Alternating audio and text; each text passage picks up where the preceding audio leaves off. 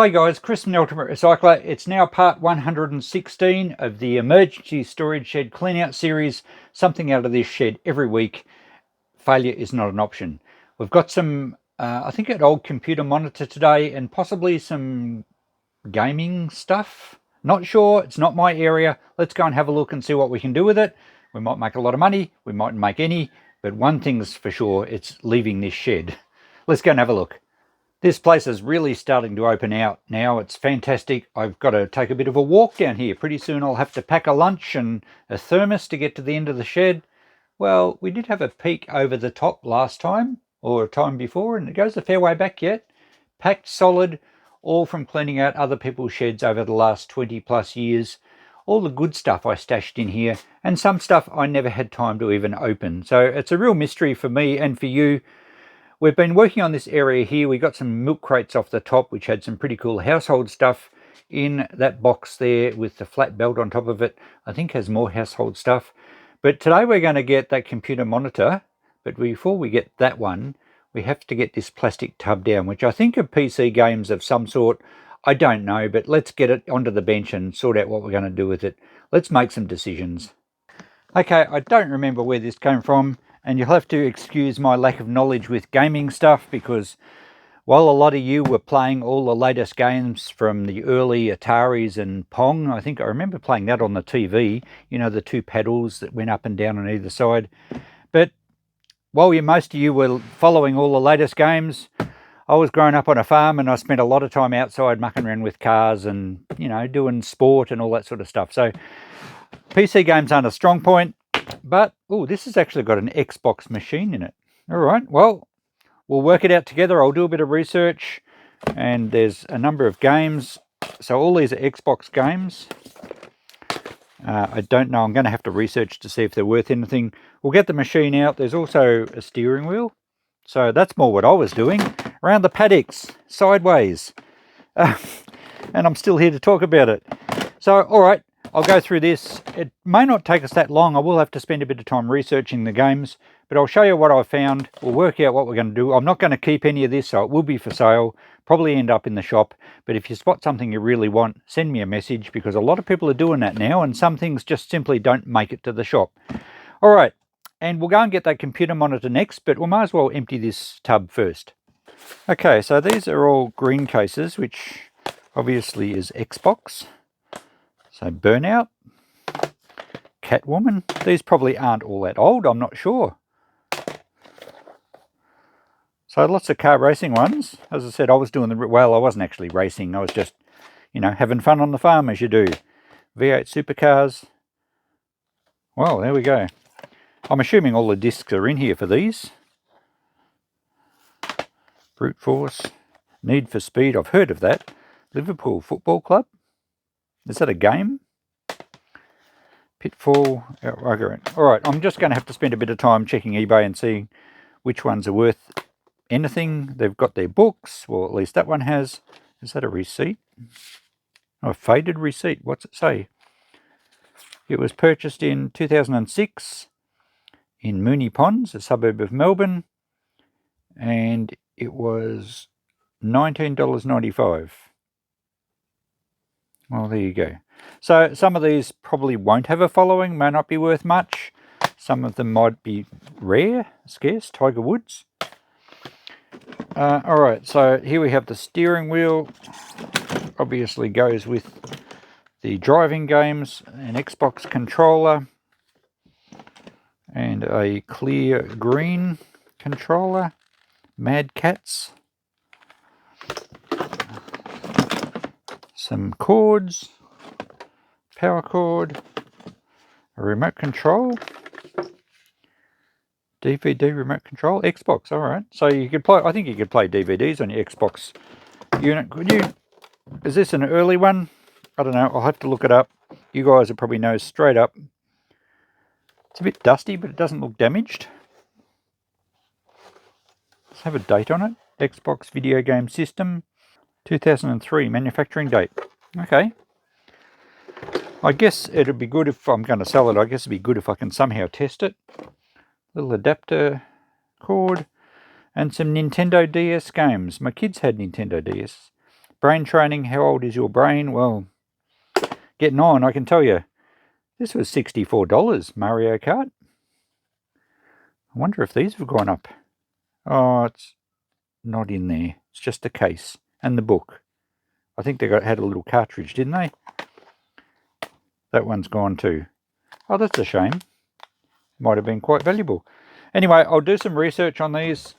That emptied a tub. It was probably good this tub had a lid on it, because I think I've got a possum living in that shed at the moment and he's making a bit of a mess. Alright, I've got some research to do. I better make a cuppa and go and do some of that. And I think we'll sort all this out before we go and get the monitor. But I'd like to get that out in this episode too. So I've checked out a lot of stuff on eBay. Unfortunately, most of the games aren't really worth hardly anything and they're not in the best condition. I've just tried to fire up this Xbox, remembering, of course, I've never actually owned one, and I can get a DVD to play on it fine. It all seems to boot up. Well, it seems to do what it's supposed to do. I'll put some new batteries in the remote, and that's working fine. So I'm just playing a DVD here, the old standard Hurricane one that I use for testing DVD players. So that's working fine, and the remote seems to respond or do what it's supposed to do. The Xbox menu and everything seems okay, so I can't fault it at the moment. I'll try and load a game and see if these controllers work.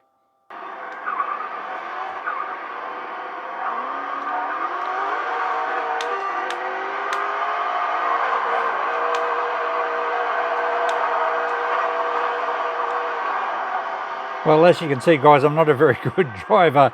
I'm just trying to control it with the this Mad Catz controller. Everything seems to work. I just had to work out what buttons do what, and we can go backwards and forwards, but I keep ending up in the fence. I think that one steers it, but probably this game might be more suited to using the steering wheel.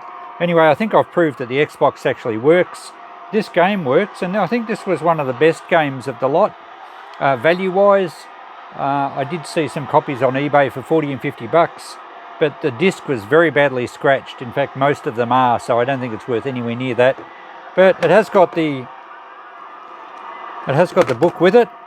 Let me get the disc out. That's making a hell of a racket. So the machine seems to work okay. And the tray door goes in and out. I did see a few people list Xboxes for sale where they had issues with the door. Now, I'm not sure we can see how well we'll see this on the camera, but it's badly scuffed. In fact, every single disc in all the boxes is badly scuffed. This one wouldn't read at all until I gave it a bit of a clean, and then it seems to read it okay. But I think we can establish that the actual Xbox unit is fine. This controller seems to work. I'll check the other controller, and I guess I can probably see if this steering thing works. We might put this game back in, and I'll have a bit of a play. Okay, there's a few profiles in here from previous owners. I don't know how I get it to start. Oh, there we go. Player 1. Quick start. How do I do quick start? Continue. Okay. Not really sure what I'm doing. Let's see if this steering wheel helps me drive. Continue. What do we press? I don't know what half of these buttons do. I don't even know where the accelerator is. They've all gone, except me. Different views. Oh, up the top. Okay. Oh, that's much easier than the other thing. I guess I've got to back off at the corners, don't I? Whoa. Whoops. You've only been given a warning, but next time you may well be disqualified. It's much easier to drive in paddocks in a real car, I'll tell you. Alright, I can't even go straight. That's enough of this shenanigans. I'm leaving black marks all over the road. I'm happy that all works. And yeah, everything seems good here. Just a shame the games aren't in better condition. Okay, I'm having a little more fun this time. I've worked out a different view that's easier to drive. And I'm just getting the hang of steering it. Like everything, it takes a bit to get used to, and I'm sure most people will look at me like a little granny driving to church on Sundays, but at least I can stay on the track a bit now. Whoa! Sometimes. In fact, it's a bit like my golf. I spend more time in the rough than I do on the course. So this controller seems to have an issue because I could use it before, but then it's got, I think it's got a broken wire. Not sure if it's in the cord, but you can see the game's responding. But occasionally, yeah, it does. Please reconnect the controller, and it appears to be something just in here. So I don't know if it's actually in the cord, a broken wire in the cord, or perhaps where it goes on the circuit board. So I think I should pull it apart and have a look, because these original black Xbox controllers seem to get $30 or $40 odd on eBay, but obviously if it's got a fault, it's not going to be worth that. I checked out the green one too, the Mad Cat one, and they get around about 20 to 30. Varies a lot, of course, but yeah, they seem to be quite sought after. I think this one's dated 2005, and this is probably the original 2003 one. Doesn't have a date on it here, but yeah, certainly it's either a fault in the wire or it's where the wire connects inside. I reckon it's worth having a look at it. Okay, let's get into this controller. There's just some Phillips head screws, quite a few of them.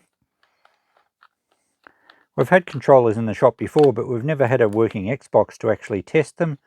So we've just sold them untested, and we don't usually put much on them because there's a chance they don't work. So we sort of go like $10 or something. They seem to sell. We don't know though if they're going or not. So this one at least, well, I know there's a fault, and if I can fix it, I can say it's definitely going, and we might be able to get our $30 or $40. I could eBay a lot of this stuff, but there's a lot on eBay and I really don't have time at the moment. Besides, if I sell it through the shop, there's no fees. The games, as I said, were all in very average condition. Just about, well, every single disc, and I'll show you through the titles soon, but every single disc was scuffed and scratched. Some quite badly, and that Supercars one I just was playing, as you saw, it was pretty bad, and it didn't read the first time I put it in, but after a clean, it seemed to go fine. Now, I think you can kind of polish discs and bring them back to life to a degree, but if they're too scratched, they're going to be unsavable, I would imagine. Now, how do we get in here? So I thought, well, given that most of them seem to be fairly common, I found every single title online. And as I said, the best one was the Supercars one. Also, this Extreme Skate Adventure seemed to get pretty good money, and a couple of the other racing ones. But generally, most of them were selling under $20, and people were offering free postage. So it tells me they're not worth a great deal. And a lot of them were saying, you know, tested, works well. I'm just going to put these in the shop, the whole lot of them at $5 each. People can have a look at the discs themselves and work out if they reckon it'll work. I'm not going to try and play each game. Why won't that come out? Is there another screw here? Another screw under the sticker, is there? There is. No, we'll just poke a hole in it, I think. It's not like anyone's going to claim warranty on it. Okay, now...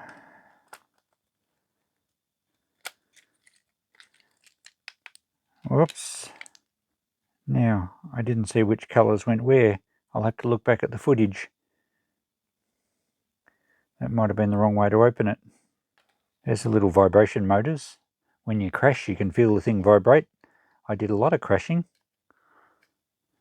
Alright, so the cable goes into a connector here. I don't think there's any issues with that. I think the brake must be within the wire somewhere. That's awkward. It's going to be pretty hard to find. I think I might just put it back together and sell it with a broken wire, because I don't think there's any troubles with the circuit board there. Besides, this part's probably well secured in the case, so all the flexing happens outside. It'd be very hard to get into that and repair a broken wire. Probably needs a new cable, would be the easiest way, because you could unplug it from here and just put a whole new cable in. I think that'd be far the best way to fix it. I'm not going to go to that trouble though. Let's try and get it back together.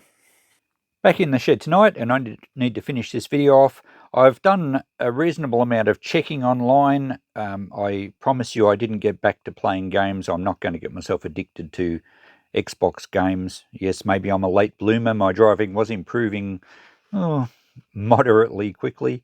But I'm going to sell all this. I've done a bit of checking on pricing, as I've said. I'm going to go $5 each for the games. Now, all these games do have the discs in them, so you can get a good look at the titles there. But most of them have I think they all have the books too. But I think all of the discs are substantially scratched, so I can't guarantee they're all going to work. Certainly the V8 Supercars one did work fine after I cleaned it. But I'm going to put those in the shop at $5 each. I'll put $5 each on these Nintendo DS boxes. They have the books with them, I think, but they don't have the game. Yeah, they have books in there, but they don't have the actual little cartridge, unfortunately. But someone might want the case and the booklet, so we'll see how we go there. The steering wheel works great. I'm going to put, I think, probably about $30 on that because I can say it's been tested and works. I'm going to put $10 on this controller we just put back together, and it does work, except it's got a broken wire, and I plugged it in again and couldn't get it to do anything at all. So certainly there's a wire needs replacing, possibly easy just to replace the cable, but the actual controller electronics appear to work fine. This was, what was it called again? Mad Cats, I think. I gather it's like an aftermarket type controller. It worked perfectly fine. Little damaged on the little control button there, but everything seemed to work. I might just put $20 on that, I think, in the shop. So there we go. That's what I'm going to do with all those accessories. The actual Xbox console itself, I'm going to sell with the remote control and the little receiver. So even just as a DVD player, it works great, but it appears to have no faults as far as an actual gaming console goes. I did read a few that these actually got modded. I'm not sure what modifications were done and whether it makes them a lot more valuable or not. I don't know if this one has been done. I have no idea there. But I'm going to sell it as an original Xbox console with the remote control and the receiver, and that does work fine. And I'm going to ask $100 for that. So there we go. Now that we've got all this sorted, I'm going to get it off my bench and we'll go and grab that old computer monitor and see if that works. And here it is in all its glory. It's an Optima brand, which I believe were used in Australian schools in late 1990s into the early 2000s. I think it's about a 14-inch. It says CM 1400. I don't know if it works. We're about to find that out. But cosmetically it seems okay. A little dusty, but no obvious damage. I'll have to find a power cord for it. Here's some details. Oh, there's a date, May 1996. And it says model KM400A. So there we go, made in Taiwan. So I'll need a power cord. It has a standard and rather dirty VGA plug. That looks pretty dirty. Hopefully it fires up just with power. Some of these things do need a signal to wake them up. So hopefully it goes. I'm not sure what sort of value we can get for it. The CRT monitors do have a bit of a following, but usually I think people go for the slightly bigger 17-inch ones and thereabouts, 19-inch perhaps. This one might be a little small for most gamers, but let's see if it powers up. Okay, let's stand back and apply some power. Hopefully we don't let any magic smoke out. And our power button. Didn't hear anything.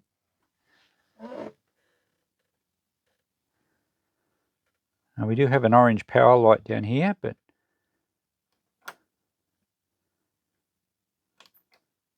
could be it needs a signal. I might have to get my old IBM computer out and see if it'll boot up with a signal. Okay, let's try again. We'll power this up and we'll fire the computer up. Aha! Coming to life. Oh, it's green. Is this just a green screen? Interesting.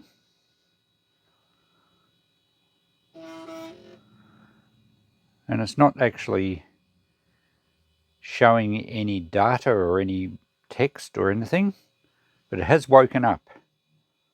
But I'm not sure why it's green. I don't know if it's normal. I wouldn't have thought it was a monochrome monitor. I would have thought it would be colour. I might have to do a bit of checking on that model and see. But we're not getting any other signal other than just a green screen. Is it the green screen of death? I know they had a blue screen of death.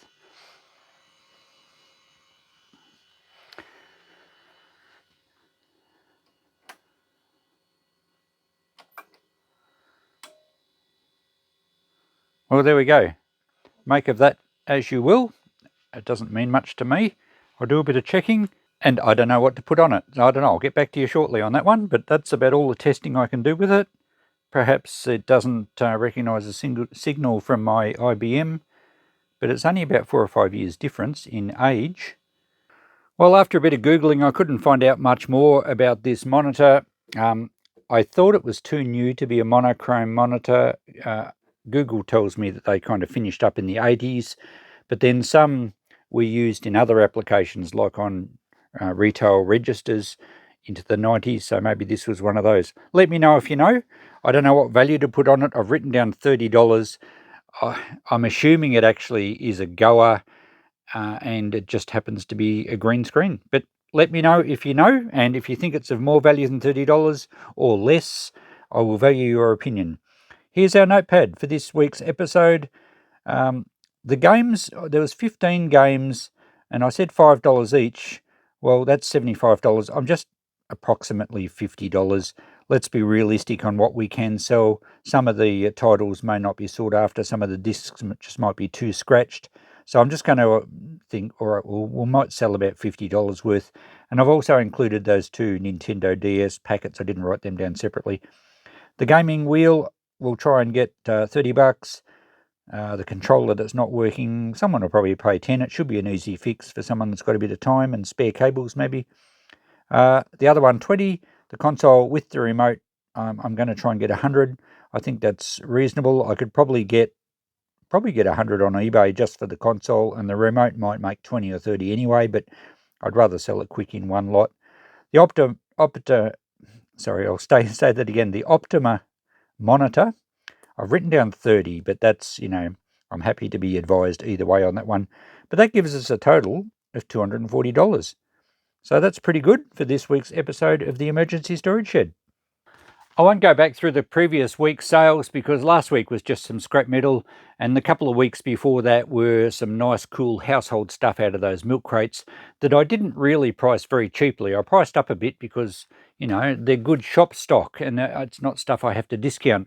I have actually sold a few out of both lots, including the World War II German drinking canteen. I actually sold that to Kit, one of my subscribers, so thanks Kit. He got a bit of an extra subscriber discount. Don't tell anyone. But we have sold a few other things as well, some of the ink bottles and that sort of stuff. So things are ticking over nicely. With today's effort of $240, that takes our total from that shed so far to about $18,100 and I think $25. So we're pushing up towards 20 grand out of that shed, and we're kind of still not really about halfway. So, and who knows what we're going to find in the next box, because some boxes are only a few dollars and some boxes are a big surprise. So I hope you've enjoyed this episode. Remember to let me know on this monitor if they're your thing. Is it supposed to be green, and do the monochrome monitors have any real value? I would imagine they'd be no good for retro gamers, because surely you want to play games in colour. But anyway, just a nice bit of computer history. Someone might appreciate it. Thanks for watching, guys. We'll catch you in the next episode. Bye for now.